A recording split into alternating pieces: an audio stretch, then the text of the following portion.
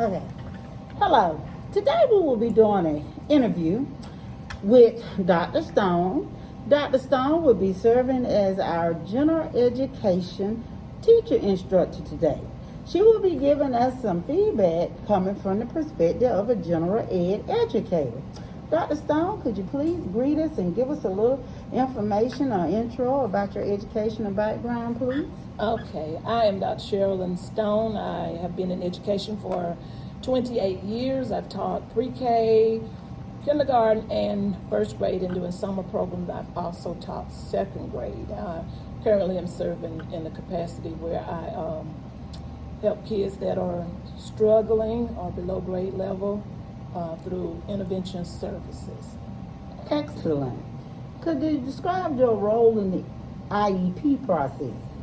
Okay, being in general education, excuse me, we provide information pertinent to what's going on in the general ed classroom to the special ed teachers, giving them information about maybe possible behavior strategies or intervention that we're using to address any identified behavior problems or any academics, excuse me, academic strengths and weaknesses through interpretive data that we collect through progress monitoring. Excellent. Could you summarize the steps that should be followed prior to creating an IEP for an individual with disabilities? Okay, first of all, you want to collect your data. You want to organize it. You want to watch for your progress monitoring to see if the monitoring tools are being effective. And then you need to contact your parents because they are an integral part of the process. So you want to get the parents informed about what you're doing and about the meeting before you actually get the IEP process. Excellent. And could you give us some example of some ways you reach out to the parents? Okay, we have weekly couriers that we send information, important documents.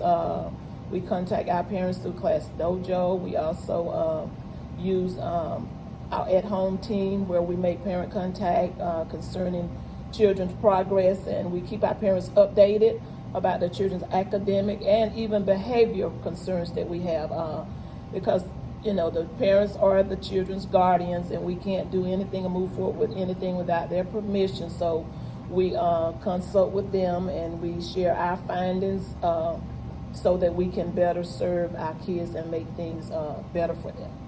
Excellent. Could you describe some strategies for us that you all use to ensure the confidentiality of information entrusted of the students with disabilities on the behalf of the parents and guardians? What are some ways that you all provide them with confidentiality? Okay, we have to comply with the Family Educational Rights of Privacy Act, known as FERPA. So we have to follow those 8 principles. There's 8 principles, and confidentiality is one of those principles. Also, parent participation. So we have to provide the least restrictive environment for those kids and make sure that they have a free and appropriate education. We have to do non-discriminatory evaluations, and we also have the IEP, which is the Individualized Education Plan. Excellent. Okay. Could you describe how you collaborate with the school psychologists and administration as team members in the special education process? Well, collaboration with the school psychologists, we share information about the children's academics, behavior, strengths, and weaknesses, and we fill out the checklist that the psychologists provide for us.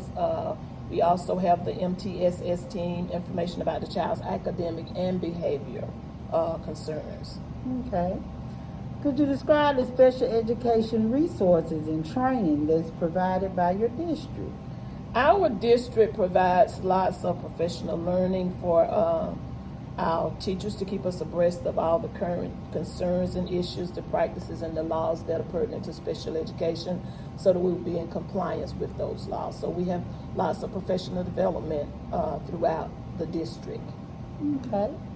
And could you please elaborate for us and explain how you go about collecting the data for IEP progress monitoring? Okay, the district has a template that they use on an Excel sheet, and the data is put in on weekly, their goals, and their objectives, and we also collect data for the progress monitoring by using a program like the iExcel or Visuals. Okay, okay.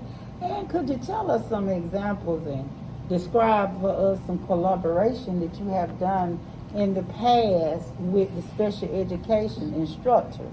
How you all maybe have worked as a team to service a student with disabilities? Okay.